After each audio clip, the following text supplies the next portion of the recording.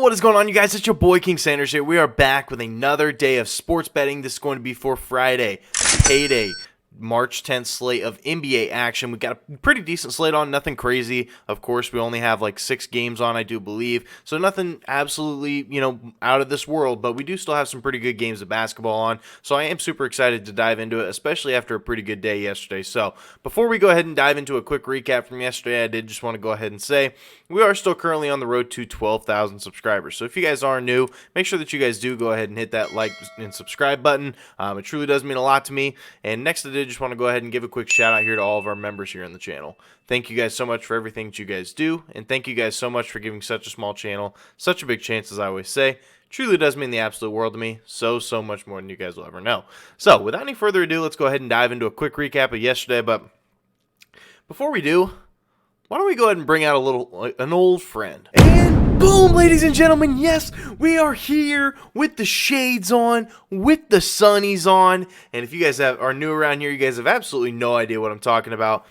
We got a clean sweep as of yesterday. Yes, we ended up going 3-0 on our official plays as of yesterday. And man, I could not have been happier about the results. We had some really great reads on everything. So without any further ado, let's go ahead and dive into a recap. So we did end up having our first play of the day. We had De'Aaron Fox under 26.5 points versus the New York Knicks at -120. You talk about a sweat fest. This one was a sweat fest, and it wasn't like at the beginning it was looking great. Up until the fourth quarter, De'Aaron Fox only had 8 points. If you take a look at what he finished with 23. So he dropped 15 points in the fourth quarter, which is something that is nothing new for De'Aaron Fox. But man, I just got so nervous. I was like, of course we're going to lose it in the fourth quarter. But it ended up working out for us. Then we had Franz Wagner over 18.5 points versus the Jazz.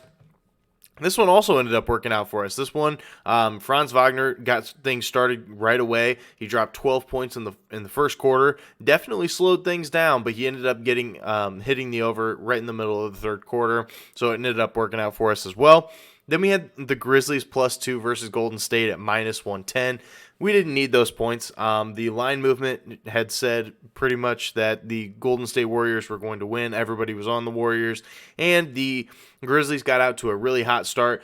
Got up by 20 in the first quarter, and they really just kept their foot on the gas and just kept going after that. I think they ended up winning by 20 as well. So it was definitely not a good day for the Golden State Warriors.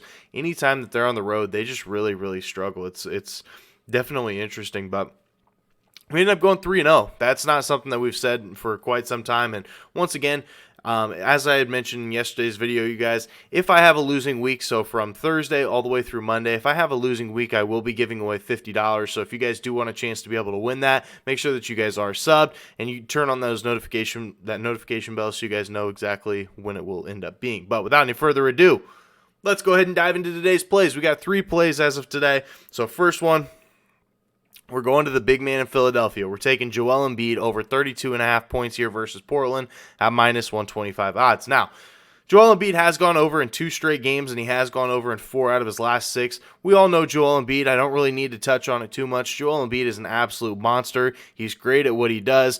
But what I like most about it is James Harden is coming off of an injury. So James Harden did not end up playing last game. And I think that he is going to come into this game just looking to be a little bit more passive, leading to more shots for a guy like Joel Embiid. I could be wrong about this one when it comes to a scenario perspective, but I do think that James Harden is going to be a little bit more passive in this one. And not to mention, Yusuf Nurkic is going to be back here for Portland.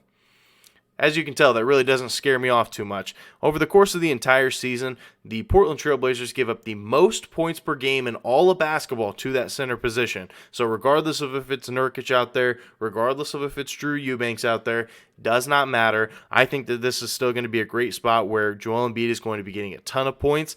Not to mention, the Portland Trail Blazers in the last 7 games, they do allow the 7th most points per game to opposing centers. So regardless of who it's been out there, they have given up so many points to that center position, and I really just don't think it is going to change whatsoever. Last game earlier this year, Joel Embiid ended up finishing right on the hook with 32.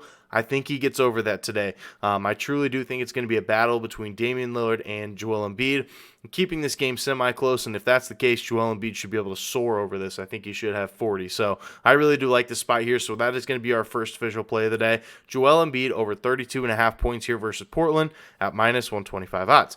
Now for our second official play of the day, we're going to be taking Keldon Johnson under 20.5 points here versus Denver at minus 115. Now I know Keldon Johnson can get hot, and if he does in this game, then he is easily going to hit this over. But he has gone under in 3 out of his last 5 games, and I'm not sure what Greg Popovich is really trying to do over there in San Antonio, but we've seen the role of Keldon Johnson, especially from a minutes perspective, drop at a pretty steady rate. If you take a look at his last 4 games, he had 36, 31, 25, and 27 minutes. So he has really started to slow things down here for a guy like Keldon Johnson. And let's take a look at everybody that's coming back.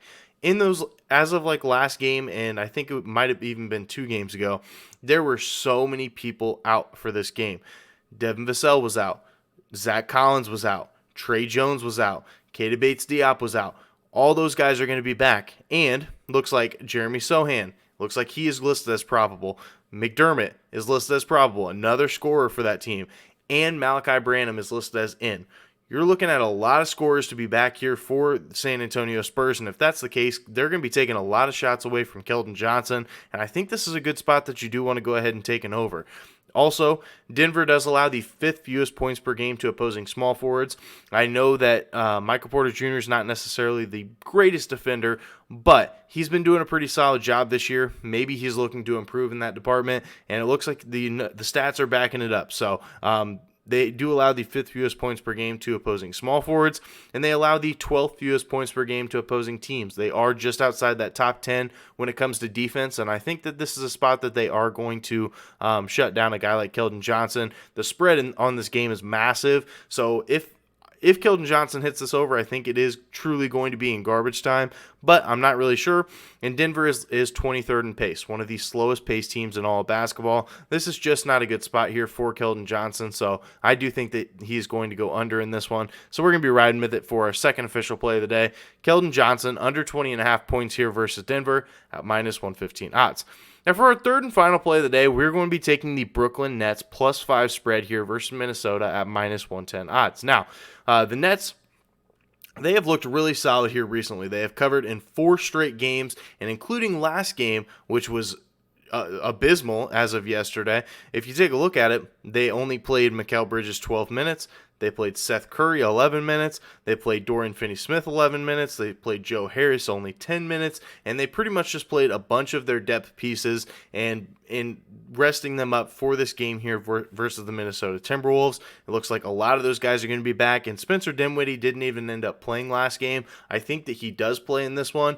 There's a lot of people still on the injury report, of course. So keep an eye out for that. But I think that if any of these guys are listed as being back in, I may even make this a 1.5 unit play. I really do like the spot here. In the Nets, they've covered in 3 straight road games versus some pretty solid teams. Obviously, last night versus the Milwaukee Bucks, a good team.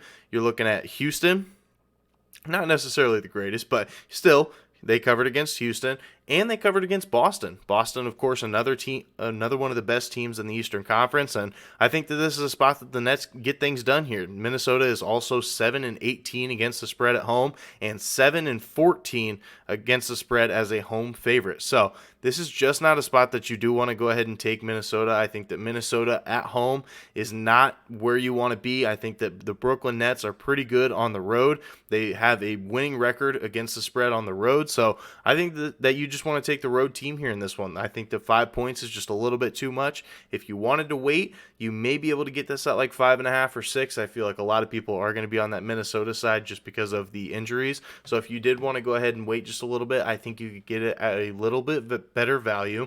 But I still like to play regardless, so that is going to be our third and final play of the day. Brooklyn Nets +5 here versus Minnesota at minus 110 odds. So that is going to do it for today's video. If you guys did enjoy, make sure you guys do like, comment, subscribe, turn on that notification bell so you guys know whenever I post.